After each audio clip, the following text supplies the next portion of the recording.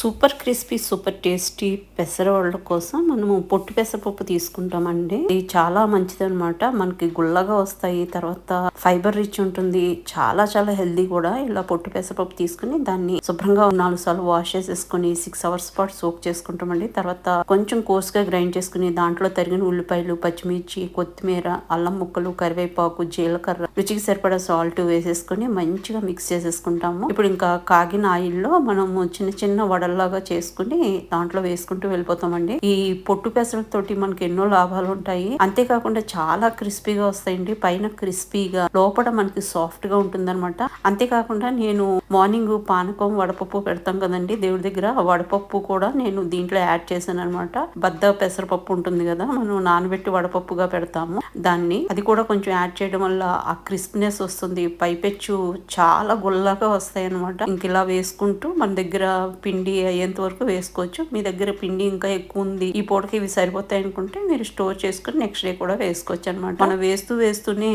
మనం తినేస్తూ ఉంటామండి. చాలా బాగుంటాయి అనమాట. చాలా ఫ్లేవర్ఫుల్ గా ఉంటాయి. అల్లం ముక్కలు, పచ్చిమిర్చి ముక్కలు, ఆ జీలకర్ర, ఈ క్రిస్పీగా ఉండేటువంటి పెసరబద్దలు తగులుతూ భలే టేస్టీగా ఉంటాయి. డెఫినెట్ గా ఒకసారి ట్రై చేసి చూడండి, మీకు కూడా చాలా చాలా నచ్చుతాయి. ఇంకా వీటిని అట్లానే తినొచ్చు, లేదా ఏదైనా చట్నీతో కూడా సర్వ్ చేయొచ్చండి, లేదా టమాటా కెచప్ తో కూడా సర్వ్ చేయొచ్చు. భలే బాగుంటాయి.